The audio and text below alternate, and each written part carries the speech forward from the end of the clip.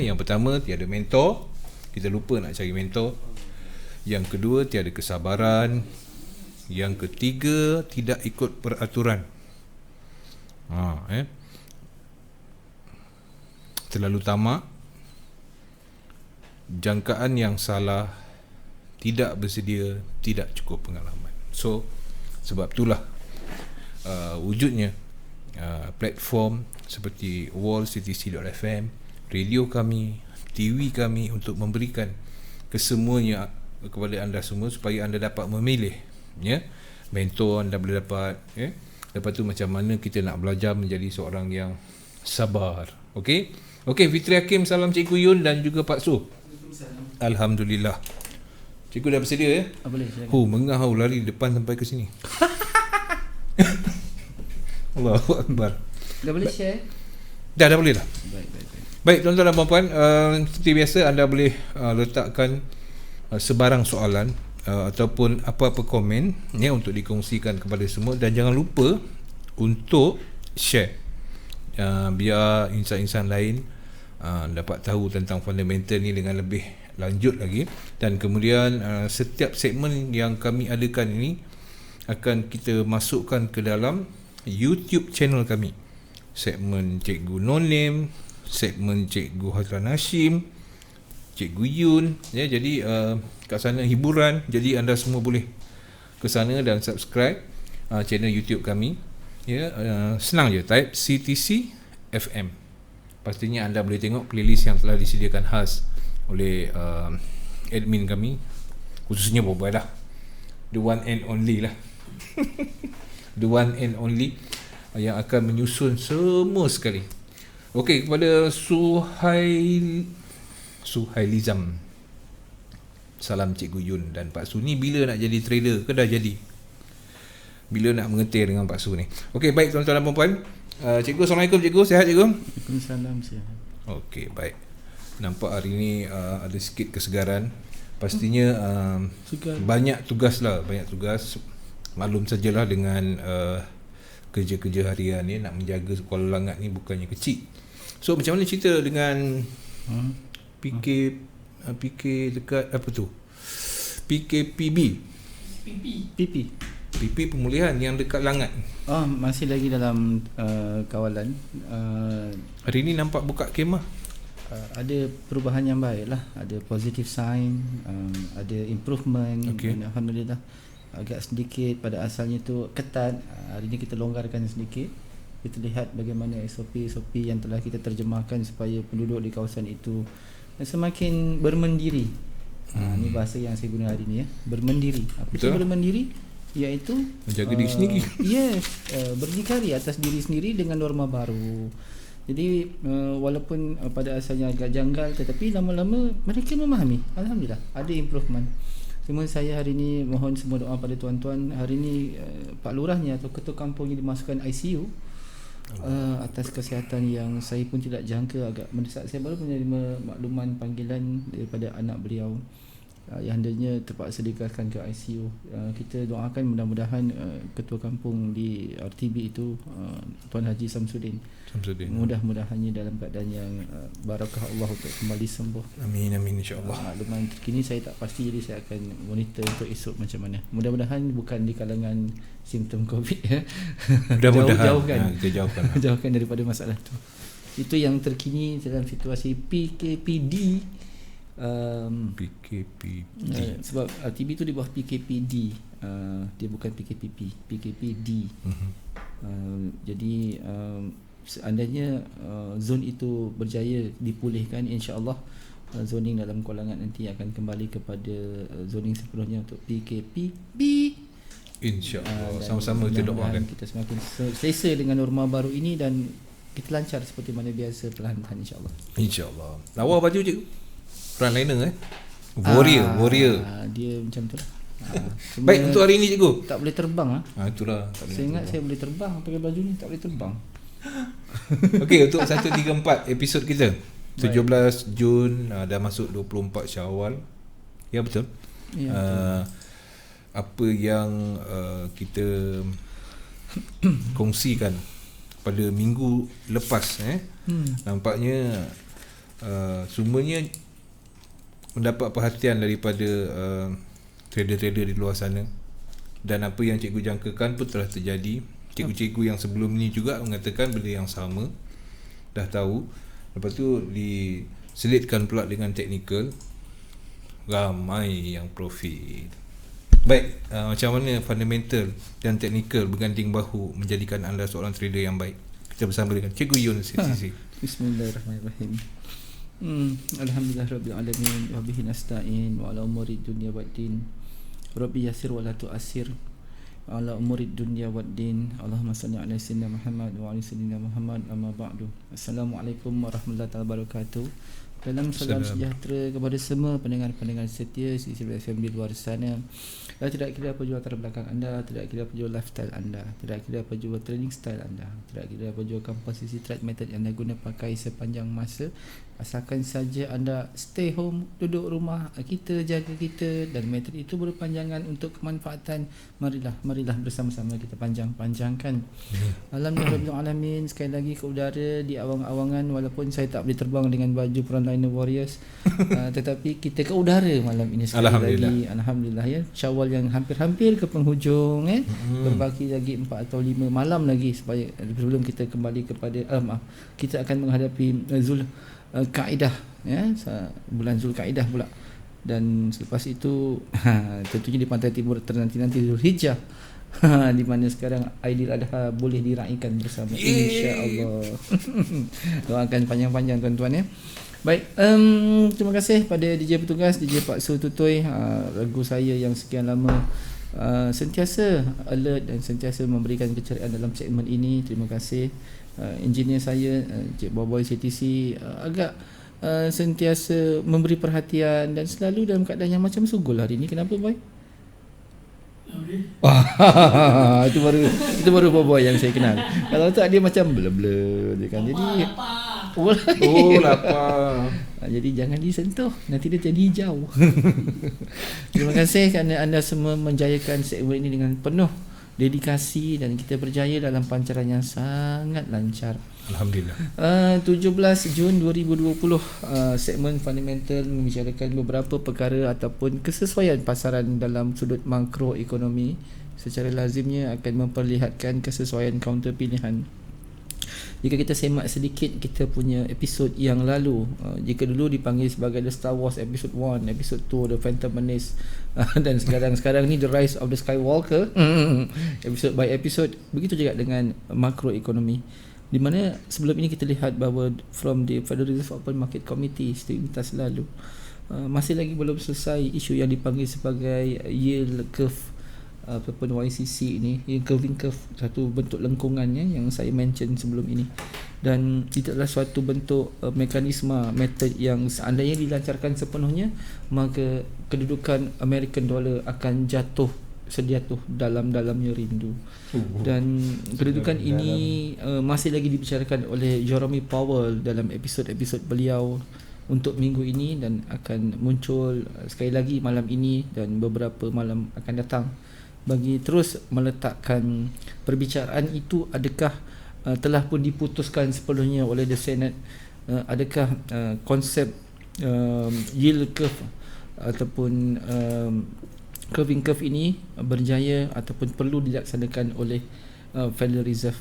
Apa yang kita jelas sekarang ini, beliau menyatakan bahawa metod itu dalam perhatian untuk diguna pakai. Namun disebabkan kedudukan employment rates yang agak baik sekarang ini, jadi mereka masih lagi berkira-kira untuk diteruskan.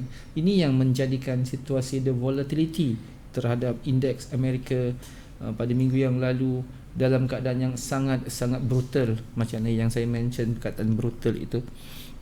Kalau dulu orang kata brutal lah ingat ekspedisi, tapi sekarang saya dah tukar the brutale. Sebab brutale, kalau the brutale itu kita boleh tukar kepada MV Agusta. Jadi ada sedikit motivasi. Brutale Agusta antara motor yang termahal di dunia sekarang kan. Siapa kaki motor suka benda macam tu. Okey, kita lihat pula kita punya situasi tata berkala seketika sebelum saya jelaskan beberapa perkara yang perlu lebih perhatian untuk minggu ini.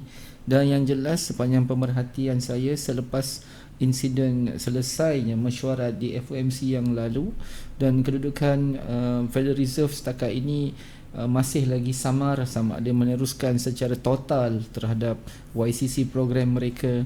Ini memberi sedikit lagging ataupun stagnancy moment kepada kita sendiri, sebab pergerakan pasaran agak stagnancy sekarang ini kita lihat, tidak dalam keadaan yang begitu ekstrim selepas kejadian minggu yang lalu. Ini untuk minggu ini. Minggu lalu memang sangat brutal, sangat ekstrim, saya tak nafikan. Tapi minggu ini agak perlahan kerana kita menantikan Jerome Powell untuk edisi yang ketiga dan keempat yang berakhir pada Jumaat nanti. Apakah ucapan beliau dan rentetannya terhadap program tersebut? Jika benar Amerika meneruskan hasrat untuk melaksanakan program itu, maka bersiap siagalah tuan-tuan bahawa dolar akan mengalami kejatuhan yang sangat-sangat dalamnya rindu. Bak kata kalau Wani Hasrita tak ada lagu macam tu. Dia tak ada. Tajul yang ada lagu tu. Okey. Baik, saya melihat seketika situasi data berkala dan sebelum itu saya kena log off dulu saya punya ni sebab dia ganggu saya punya tu Facebook. Okey, baik tuan-tuan, kita kembali semula. Alright. Okey, melihat daripada data berkala di saat ini, jika kita semak bermula pada Sun, adakah Sun bunyinya? Sun 14 Jun kita kosong, 15 dan seterusnya berakhir insya-Allah pada nanti lusa 19 dan 20 hari cuti Okey, kita terus kepada beberapa hari yang sangat menarik pada minggu ini. The most strongest currency jika saya lihat di saat ini adalah currency yang bersifat the safe haven. Dan safe haven yang paling ketara pada hari ini saya lihat lebih kepada European currency seperti CHF dan juga American dollar itu sendiri. Okey. Dan pada hari Isnin yang lalu Fed announcement ini adalah satu announcement yang berkait tentang situasi monetary policy, dan mereka masih meletakkan bahawa tidak akan bertindak dengan secara total terhadap program yang dah pun diperjelaskan pada 11 hari bulan yang lalu semasa di press conference statement ini. Ini secara tidak langsung menjadikan kedudukan dolar dalam keadaan yang berhenti seketika, pause. Dan counter yang sangat-sangat menjadikan kegilaan remaja sekarang ini adalah counter sama ada counter emas kita dalam keadaan yang tidak sangat mendapat perhatian kerana menantikan yield ini untuk dilaksanakan. Jika program yield ini dilaksanakan, maka emas akan skyrocket to the moon. Itu impak yang cukup besar. Yang kedua, dolar akan mengalami kejatuhan. Yang ketiga, ni akan mengakibatkan demand kepada currency seperti euro, currency yang kedua terhebat sekarang ini, untuk rally mendapat bidaan.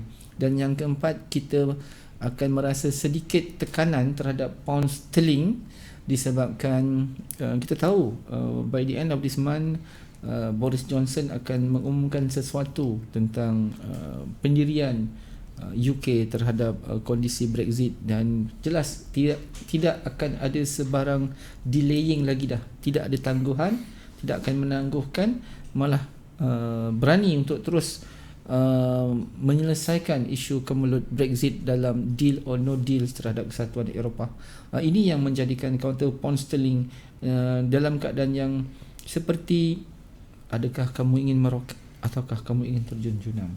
Jika dilihat dari sudut kesan terhadap YCC program FOMC yang lalu, dia cukup untuk menjadikan pound itu ascending rate untuk meningkat. Tetapi disebabkan Powell membuat statement terkini bahawa kedudukan itu hanya akan diterjemah jika pekerjaan baru Amerika terus merundung, dan beberapa data utama mereka seperti employment rates mereka juga dalam keadaan yang negative territory.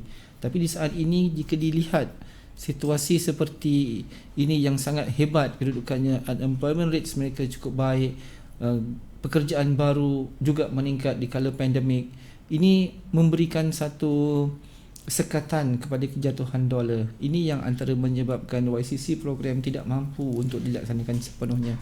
Kita tunggu apakah terjemahan Jerome Powell yang dijangka awal sekarang nanti pukul 12 malam. Siapa-siapa yang ada duit lebih Bukanlah kata tak ada duit lebih belanja lebihan 1-2 gig. Macam tu kan maksud? Betul. RM70, RM80, bolehlah gig tu lebih sikit. Tengoklah apa yang Powell akan testify. This one will move the market. Ini akan menggerakkan dolar pada malam ini, juga menggerakkan pasaran emas, juga akan menggerakkan euro, juga akan menggerakkan USD JPY, juga akan menggerakkan AUD USD, juga akan menggerakkan USD CAD, juga akan menggerakkan NZD US dollar. Wow. Dan rentetan ini juga setelah semalam jam 10 ni, saya terus skip sekejap. Okey. Dijelaskan masih belum ada program, dolar tidak dalam keadaan yang terlalu volatile, dan akan disambung pada awal tengah malam nanti jam 12 malam. Adakah masih dalam statement yang sama? Jika topiknya itu kekal, ini bermakna dolar tidak akan pergi jauh. Range dia di situ saja. So movement terhadap emas ketara akan mengalami keadaan yang deceleration, akan mengalami asking price untuk lebih rendah, tetapi tidak dalam keadaan yang ekstrim, kerana mereka menanti lagi satu lagi sesi pusingan selepas itu. Ada lagi sesi pusingan. 12. Okey. Alright, so dijangkakan ini semua akan membuatkan satu kesimpulan, adakah program itu sebenarnya bersesuaian ataupun tidak. Jika masih belum kekal, maka kita tidak akan menyaksikan suatu harga yang sangat berisiko untuk lebih kurang minggu ini. Jadi untuk minggu ini hanya akan dipancu oleh beberapa data yang cukup besar, seperti data di negara Asia, seperti di China di awal pagi itu mungkin akan melakukan pergerakan. Tetapi di peringkat Wall Street sukar untuk ada pergerakan yang besar, dalam ranging system, mungkin 30 pip, 40 pip, range macam tu je. Kita tak dapat menyaksikan satu candle yang panjang-panjang. Itu risiko dia bila YCC kata tak diteruskan atau belum nak diteruskan. Dia mention tu betul, memang ada dalam perhatian, itu dah menggerakkan besar, cukup brutal. Tetapi bila? Itu yang menyekat dia. And then okay, so jam 10.33 semalam, di awal paginya kita ada monetary policy daripada kalangan Jepun. Ini cukup hebat, cukup hebat di kalangan Shinzo Abe. Bila Kuroda sendiri menyatakan bahawa yen dalam keadaan yang selesa saat ini. Mereka tidak ada sebarang bentuk tekanan dalam segi pandemik, mereka flow. Ini cukup memberi sokongan kepada safe haven yen untuk dalam keadaan perlahan, tidak terlalu agresif, tidak terlalu pasif. So menarik mereka yang invest dalam JPY. Anda bukan dalam kalangan golongan yang mengalami satu floating yang besar sebenarnya di kali ini. Tapi situasi JPY ini hanya akan terkesan besar melalui testimoni Jeremy Powell nanti. Dia kena faham kat situ, And then kita terus kepada jam 2 petangnya untuk ground change ataupun count change bagi kategori GBP. Ini agak sedikit mendukacitakan kalau saya. Ya, ini sebenarnya mendrifting perlahan rendah terhadap situasi UK. Situasi pound sterling average-nya di saat ini dia semata-mata terpengaruh dengan geografi politik, satu bentuk method yang kita faham, mematahkan pasaran, melembabkan pasaran serta mendukacitakan pasaran. Sebab geografi politik ini dia bermain dengan spekulasi dan sentimen, juga provokasi. So market tak terpengaruh, dia terpengaruh. Adakah dianya ke sana, ke sini, ke situ, ke sini, ke sana, ke sini, ke sana, ke sini. Wah, lagu tu. Ke sana, ke sini, ke sana, ke sini, ke sana, ke sini. Macam mana dengar perkataan tu. Dia begitulah. Okey, namun dari segi bentuk makroekonomi, dia dalam keadaan yang tidak berapa baik. Ini memang kalau dari segi disiplinnya adalah untuk menjual pound sterling terutama versus the American dollar. And then dan secara seterusnya kita kepada core retail sales, satu data yang sangat hebat. Sangat hebat. Saya meletakkan this is the most powerful data untuk minggu ini. Selagi mana yang lain ini belum terbit. This is the most strengthened, the most strongest data result yang berlaku di saat pandemik. Donald Trump ni boleh makan sirih, siap buang kat tepi. Ketawa besar. Macam Rohingya je. Dia ketawa besar bila dengar sini. Very good my American, you are doing well. Yalah, selepas dia bunuh lebih sejuta nyawa kerana pandemik. Free je. Free aja. Result yang hampir 2.7 kali ganda setengah dia punya publish. Dan dari segi 7.9 untuk jualan runcit meningkat pada 17.7. Serius saya kata, this is the most strongest dan yang terkuat sekali data sekarang ini. Dia mentapaukan, mentempehkan, dan hujungnya sekali crispy rasa dia. Rangup-rangup. Mentapaukan. Dan namun dia pergerakan kekuatan dolar pada saat jam 8.30 malam ini dia agak perlahan kerana testimonis terhadap dolar oleh Jeremy Powell melalui kuasa geografi politikal ini sangat kuat dan sangat memberi rangsangan. Okay. Jika tuan-tuan perasan mereka yang mengikuti trading semalam lah, saya cakap semalam lah, kedudukan data, kedua data ini cukup untuk meletakkan dolar skyrocket. Memang dia berlaku dalam keadaan skyrocket, tetapi bila Jeremy Powell membuat testimoni, the YCC program masih on table tetapi belum dilaksanakan dan mungkin akan ditangguh atau mungkin sedang berkira-kira serta-merta indeks dolar jatuh. Itu sebab saya kata kuat power ni, sangat kuat. Sebab YCC ni yield curve control ni, okay? Minggu lepas saya dah terangkan apa maksudnya, apa kesannya dan kenapa dia perlu. Ini YCC ni dia nak melindungi yang ini sebenarnya. 0.25% Amerika ini, okay? Mengimbangkan bagi NZD, CAD dan Australian dollar. Antara central bank utama dunia yang telah pun declare. Orang Melayu panggil apa? Declare. Declare. Declare yang Melayu panggil? Declare. Melayu panggil apa? Deklarasi. Dah macam bersajak lah pula. Dia umum lebih kurang telah mengumumkan dengan jelas tuan-tuan. RBA sangat jelas. Dia clean and clear. Agak panjang masanya untuk dia mengekalkan rate ini.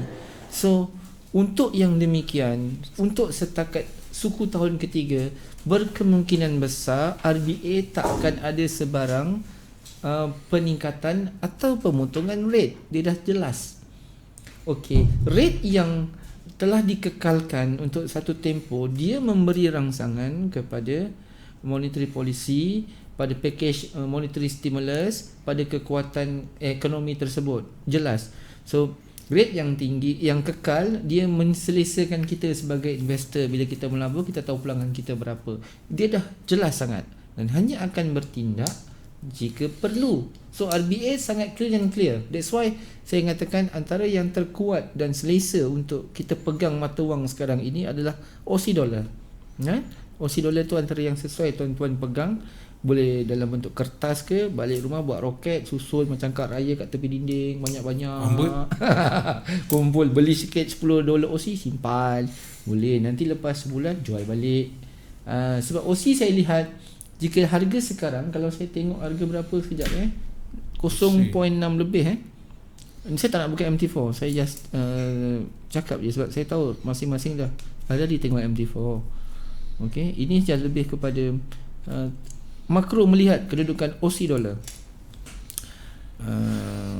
Okay, harga dia sekarang ini puratanya pada 0.69, bermakna 69 sen dolar Amerika ditukar kepada $1 Aussie.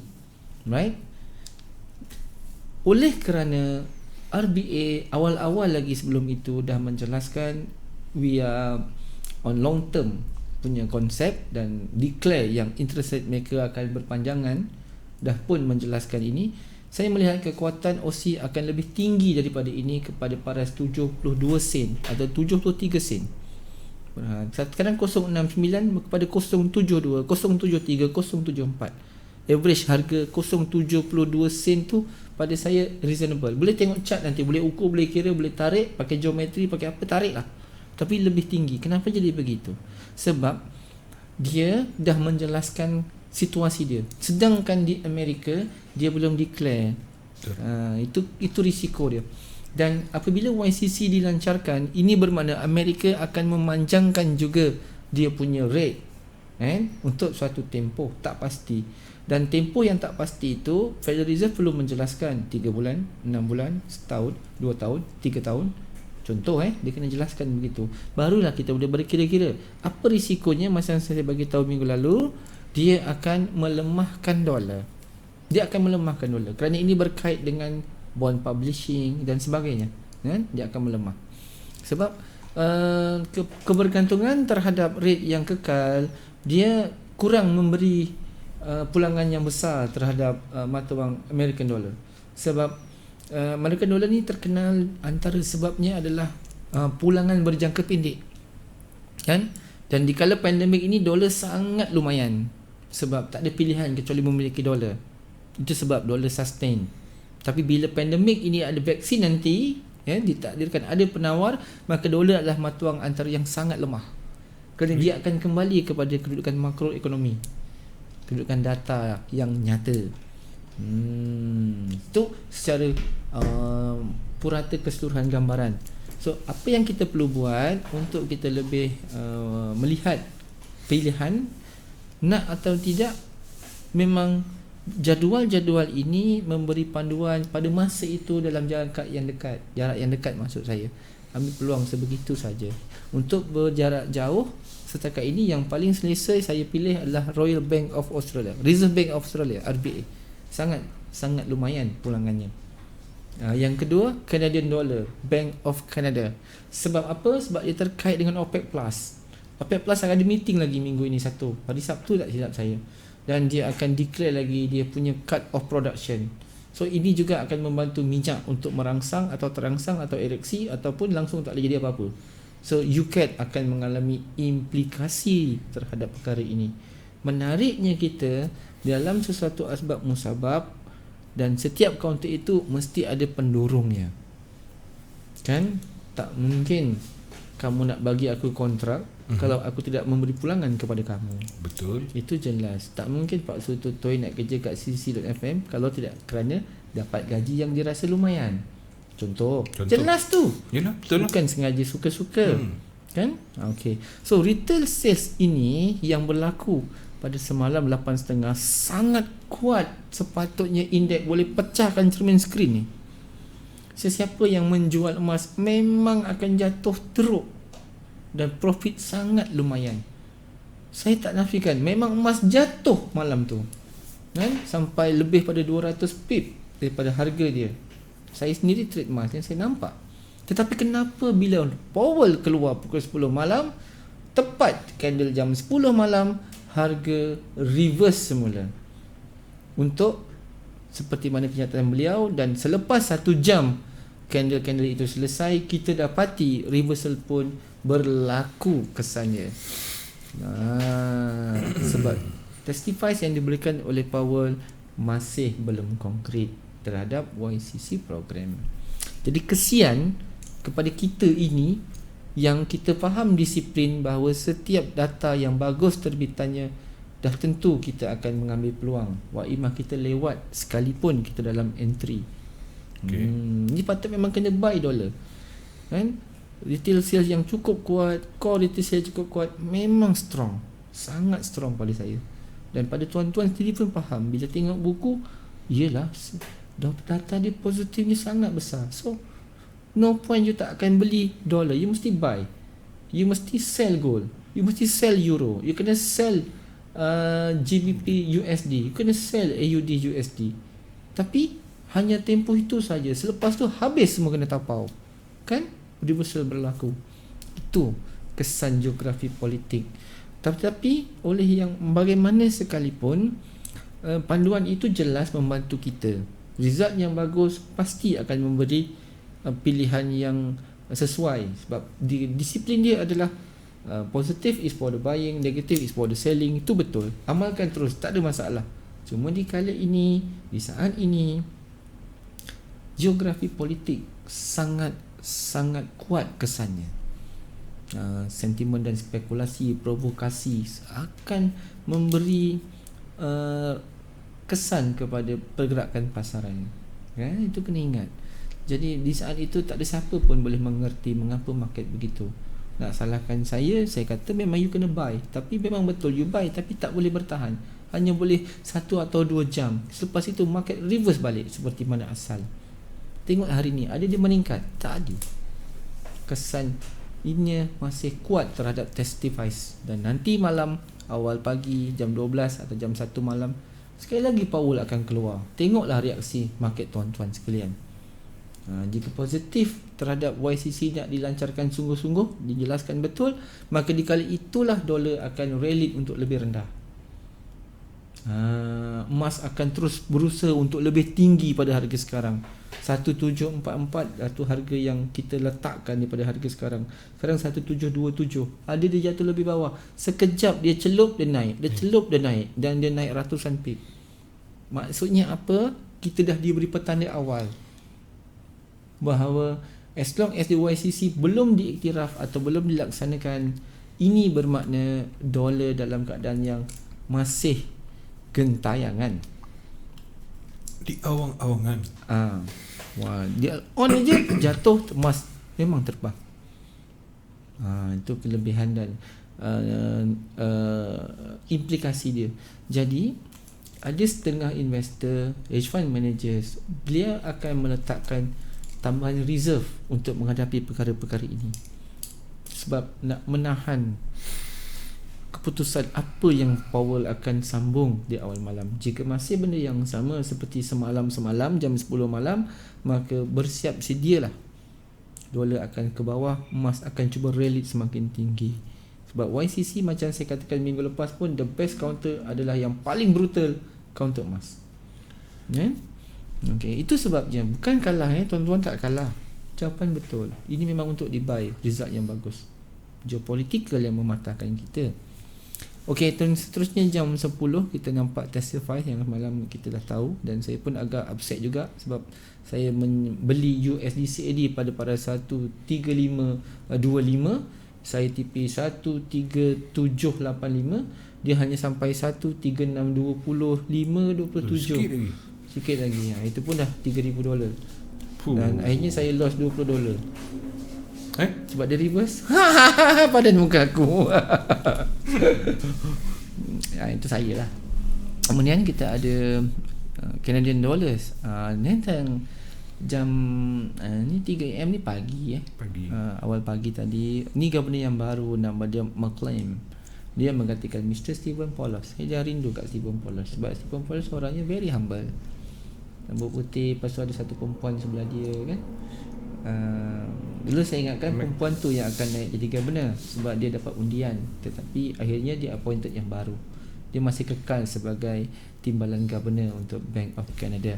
Timbalan kekal lah? Dia kekal lagi. Dia tak naik. Dia tak macam presiden mati timbalan naik. Dia tak kira macam tu. Dia tak kira macam tu Dia adalah sistem dia macam mana kan. Baik. Ini akan melihat kedudukan Canadian dollar. Dan kalau kita lihat dari segi bentuk, Canadian dollar di kalangan central bank rates ini antara bank kedua yang sekarang ini sangat stabil dalam segi pelaburan dan juga dalam segi investment. Dan dia sekarang ini memang dalam keadaan yang bersiap siaga terhadap kesan OPEC plus. Ya kena ingat macam saya katakan, minyak dia berkaitan dengan minyak Brent oil, WTI crude dan sebagainya tu. Jangan kata minyak cap buruh, jangan kata minyak cap saji, tu tak boleh cakap apalah. Itu minyak sawit. Itu sawit. Ini yang jenama ada beras Petron belakang itu. Okey.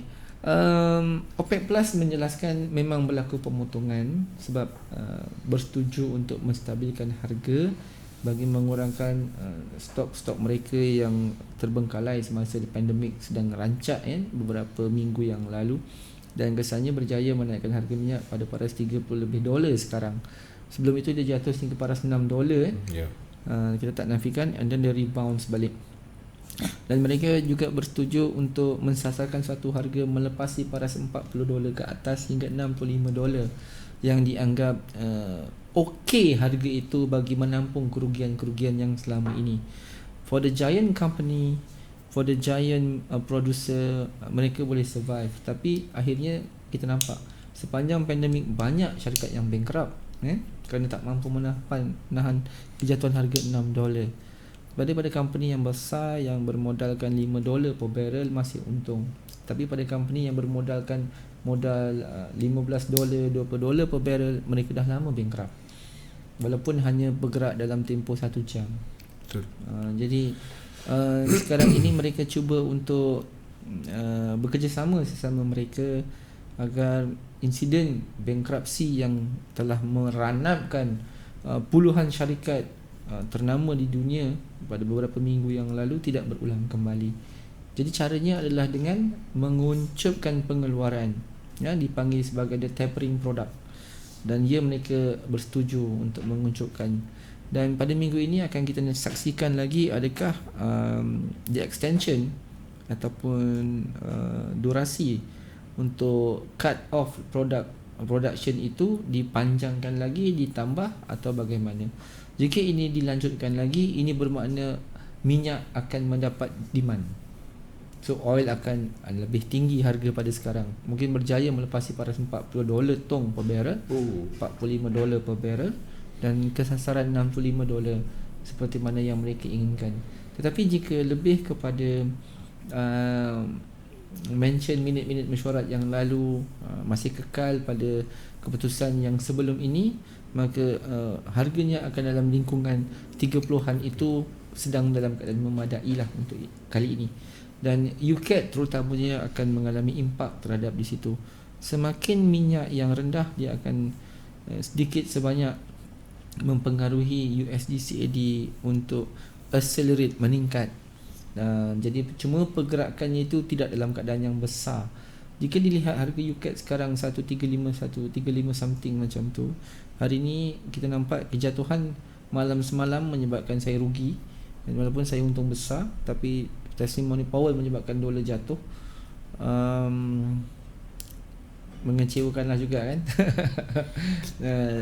Jadi ini kita kembali semula kepada situasi global pandemic, dan global pandemic ini akan memberi rangsangan kepada production di seluruh dunia.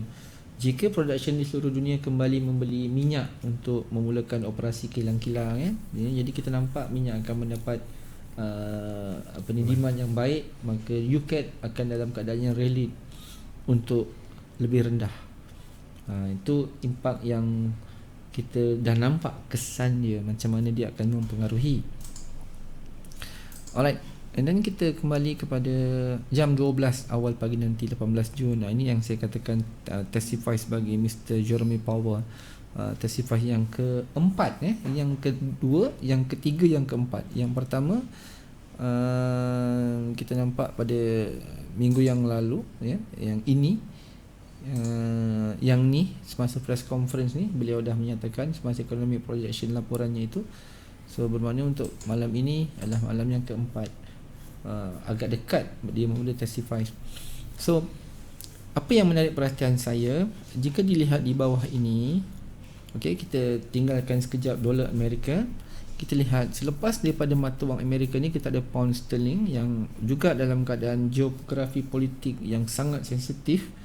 Okey, ada Brexit deal yang mereka perlu putuskan mengikut masa yang dah ditetapkan. Tak ada extension, dia akan stick to the schedule. Tak ada extension dan tak ada delay dah. Dan kita ada euro 0.00%. Ini yang menarik minat saya. Jika tuan-tuan masih ingat kena ingat kesan ini adalah kesan secara rally.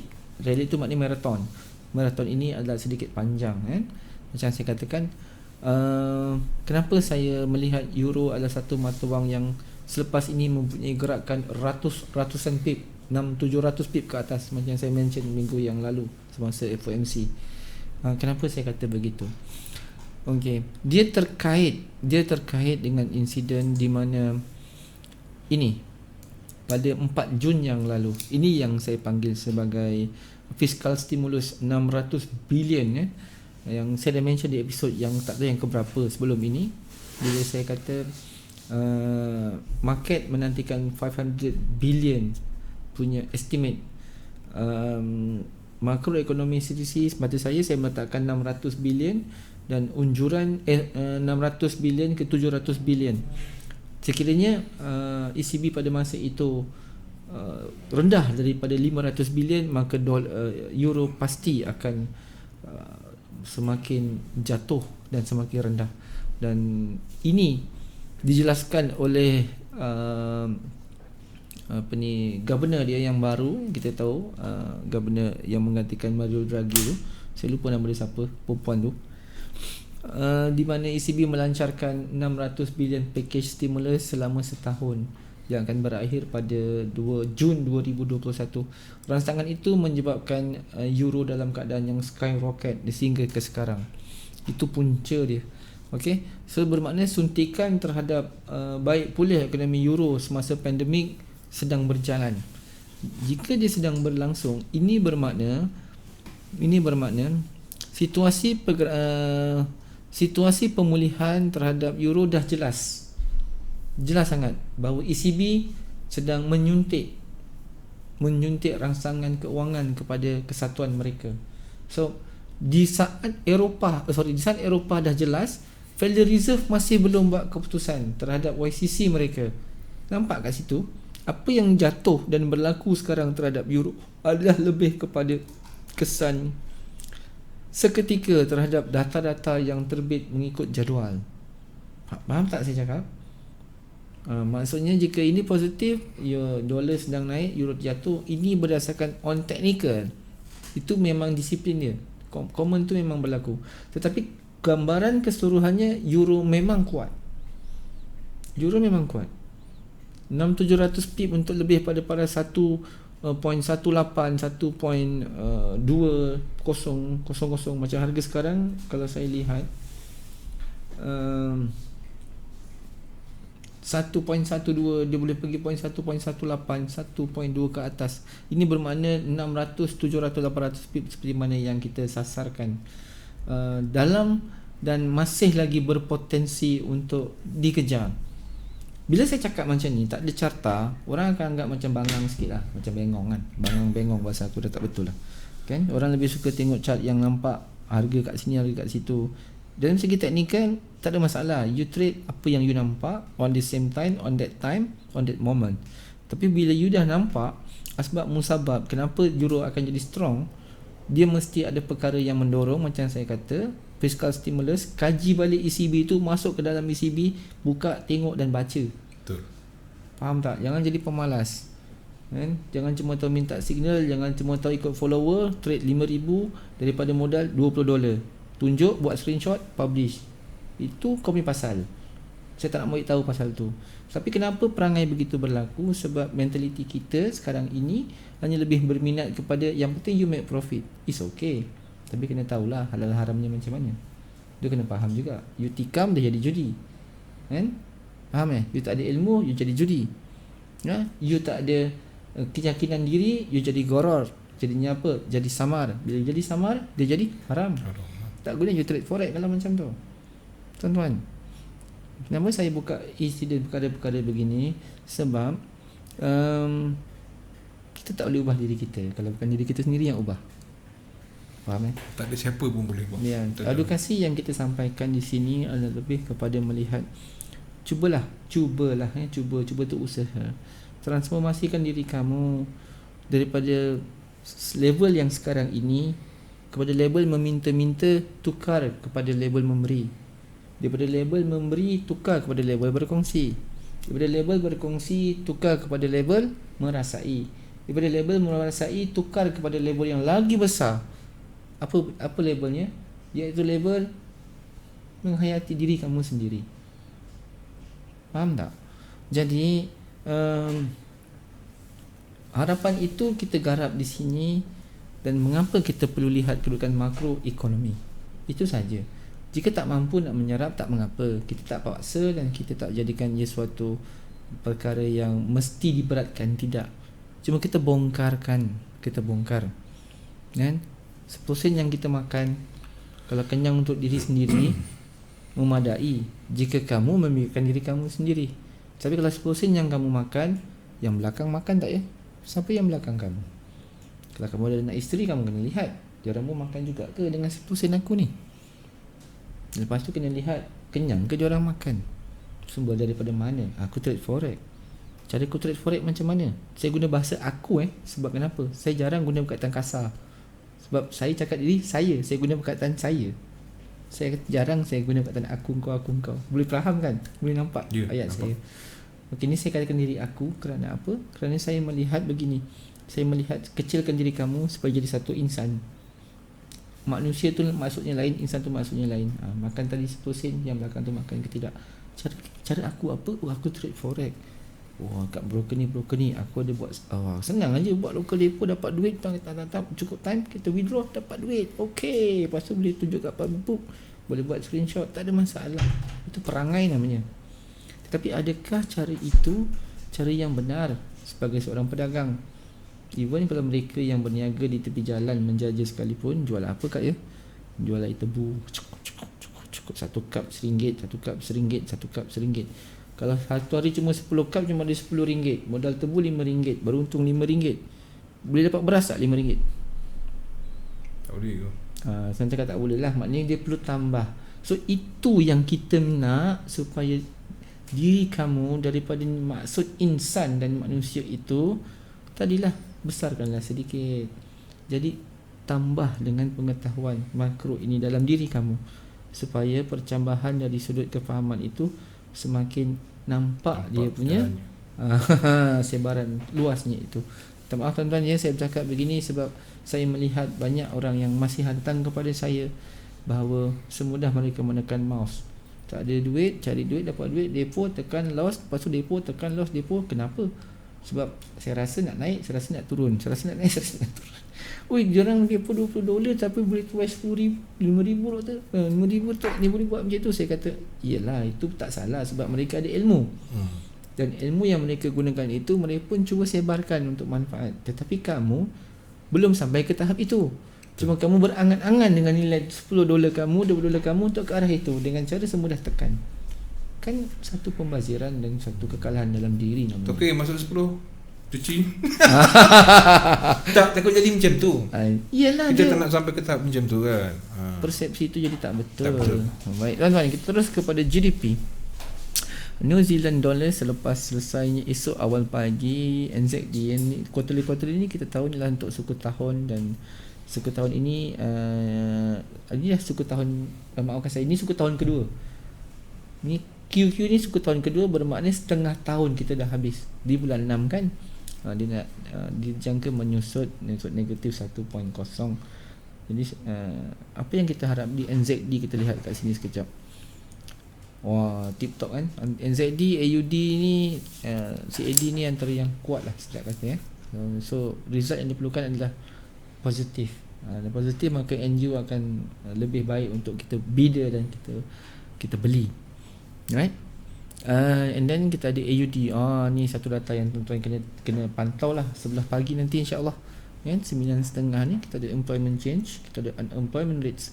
Dia terbit serentak. Alright, bacaan yang diperlukan atau result yang mereka inginkan adalah satu bacaan yang sebenarnya ini adalah bacaan negatif, ya. Okey, untuk unemployment rates ada peningkatan ya, daripada 6.2 kepada 6.9. Jika bacaan ini stagnancy kekal 6.9, maka AUD USD akan dijual. GBP AUD akan dibuy sekuat-kuatnya ke atas. GBP AUD akan dibuy sekuat-kuatnya ke atas. Kan, jika bacaannya kekal 6.9 atau lebih daripada itu, 7.0, 7.1, memang akan jadi kuat.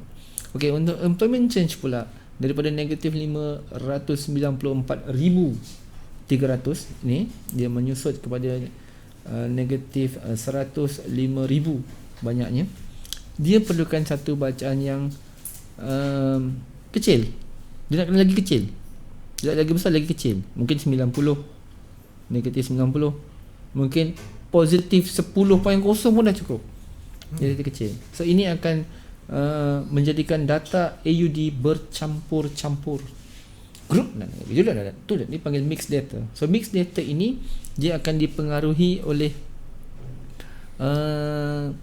apa spekulasi masa tu yang akan mendorong untuk harga itu bergerak. Dia akan terdorong di situ. So seller juga boleh untung, buyer juga boleh untung untuk kedudukan employment change-nya. Tapi keseluruhannya AUD adalah satu kaunter yang sangat baik untuk kita cari peluang kekalkan pembelian. Membuy AUD USD adalah satu pilihan yang betul. Cuma apa yang berlaku sekarang adalah kesan daripada risiko data yang terbit jika tidak menepati forecast yang kita unjurkan untuk masa itu, ya. So selamat trade kepada AUD USD. Satu currency fighter yang saya selalu nyatakan Cik Siti Rohayu kita ni, walaupun dia janda tapi dia berhias. Rohayu. Itulah dia Cik Siti Rohayu ni. Kan senang nak dekat mak janda ni kan. Wow. Menjeling mata Pak Sutut. Tinggi sikit hidung dia. Wah. And then seterusnya ke sebelah petang ini kita ada counter untuk CHF. Hari ni CHF sangat baik. Antara counter yang kuat hari ni. USD CHF yang kuat, bukan USD-nya ya. CHF-nya yang kuat. Ini satu perlukan sedikit digesting lah, sebab dia melibatkan conference macam mana situasi Fed announcement tadi kan, dan juga testifies situasi di manakah pada 7 Swiss francs lepas ni.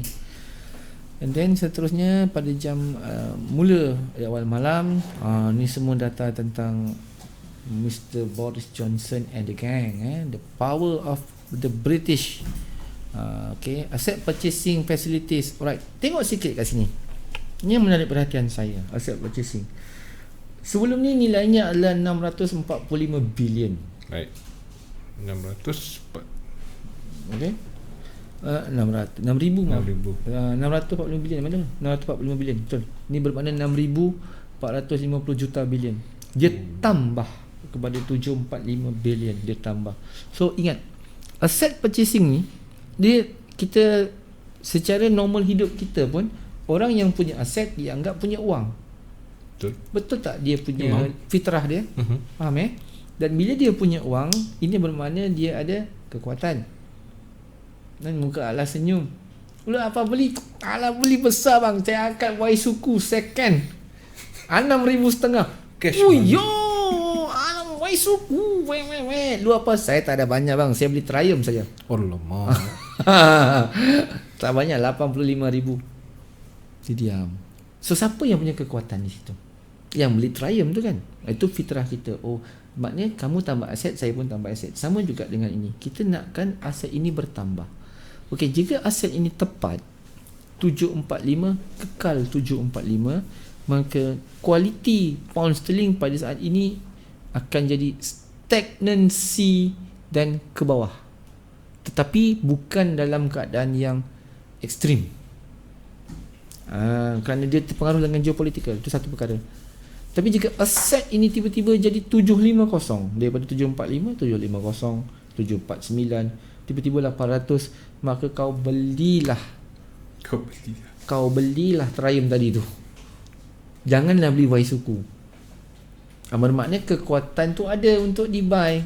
Itu kenapa contoh tu saya bagi. Tapi jika dia stagnan, maknanya kekal dengan nilai 745, maka kembali ke Y suku tadi. Y suku je lah. Y suku je lah kan. Itu pun second hand, bukan baru. Alright, itu satu perkara. Dalam pada masa yang sama, dia keluar asset purchase facility votes. Satu undian. Fahamkan di sini. Okey, kita buka previous dia 207. Ada 9 orang senang cakap chair voters. Chair voters ni pengundi lah. Okay. Dalam tu ada governor ya, dan yang dalam MPC 7 kekal, 0 menolak, 2 minta ditukar ataupun diperbaharui ataupun diundi ataupun tidak setuju. Itu maksud dia. Jadi 7 campur 2 dapat 9. Okey. Fokusnya menyatakan 090, bermakna sasaran bukan pahit akan manis akhirnya. Itulah saya. UKIS bila pula UKIS masuk dalam ni. U.K. Ya, betul UK. Okay. Kekal tiada sembarang undian untuk perubahan polisi apa saja, kekal kosong. kosong. So bermakna ke-99 governors ini ataupun the chair voters ini tidak buat sebarang bentuk undian terhadap facility purchasing, aset purchasing, tidak meluluskan sebarang bentuk pembelian aset terhadap UK. You kekal apa yang kita ada sekarang. Triumph is Triumph, Bentley is Bentley, Waisuku tu Waisuku. Kan jauh. Okay. So ini resultnya jika kekal 090, maka pound sterling stagnancy, ranging. Tapi jika dia jadi 2.07, ada potensi dia volatile, zigzag. Sebab market akan digest. Kenapa tak setuju, kenapa nak beli aset lagi, kenapa nak purchase, mesti ada sebab. Dia kena terangkan. Kan? Kedua, kita kembali kepada rate. Ini lain pula, bank rate words. Yang maksud official bank rate words ni tuan-tuan, dia kembali yang ini. Tengok yang JBP yang ada 0.10%, right? Kita tahu antara bank yang paling kudukut lah adalah Bank of England, kan? Bank terakhir sekali ke atas muka bumi yang cut rate setelah punya ego hidung besar. Hidung mesti mau besar, kan? Nama pun British. Setelah mereka tak boleh dan terpaksa, barulah dia cut. Dan bila dia cut berturut-turut pula dia cut. Sebelum ni punyalah dia tak cut 0.10%. So kembali kepada vote tadi, 9 tiada sebarang bentuk undian, kekal 0.10%, fokus pun kekal 0010% pada 009. Dia kalau jadi 007 dia pelik, mana pergi lagi 2. James Bond belum start, nanti bulan November baru start. No time to die. Dia punya tajuk lain macam, tak ada masa nak mati. Lain macam tajuk James Bond. Kembal betul. No time to die. Dia macam tajuk dia. Okey, jika ini kekal 009 seperti mana ini, juga akan menyebabkan stagnancy, dan stagnancy ini juga akan terkait dengan asset purchasing facilities dia. Jika dia menyusut atau kekal, langsunglah pound untuk lebih tinggi dalam keadaan yang agak perlahan, maka dia akan drifting lower perlahan-perlahan. Namun keseluruhannya ini akan dibilas oleh yang ini 10% ni, nampak? Baru kita kembali. Summary ni adalah purata, kena digest. So official bank rates-nya pula. So bila dia mengundi dalam keadaan yang kekal, ini bermakna tiada sebarang cut ataupun dia hike the rates, tambah ataupun dia kurangkan rates, pasal masih lagi 0.10. So 0.10. So kesannya apabila rate yang stagnan, dia akan menekan supply terhadap pound sterling. So bila dia menekan supply, ini bermakna kita sebagai traders memilih jalan untuk menjual GBP. Itu dia kesan dia. Nah, itu macam mana dia berfungsi. Tapi jika tiba-tiba 0.25, siapa yang sangka, kan? Maka kau buy lah pound sterling tu selagi boleh ditekan. Ampun. 0.01 je, tak banyak. Okay. Itu yang sebenarnya tekan tu kecil tapi banyak tekan. Jadi meriah rasanya, banyak layer-layer. Itu jika dia berlaku begitu. Jika tidak, maka kita hanya akan fokus untuk menjual GBP pada jam 7 malam ini dan bawa kepada berakhirnya kaunter London. Dan nanti selepas pukul 9 Wall Street dan 10-nya itu, baru kita akan tengok apa terjadi dengan GBP terhadap dolar.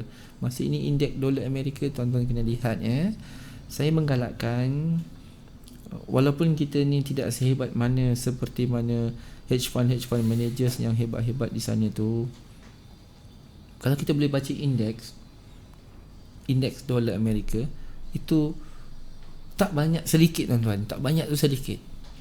Tuan boleh mampu melihat kekuatan, the strength of American dollar. Itu antara menariknya dollar index. Dan di situ juga tuan boleh lihat apakah yang dinamakan SP500.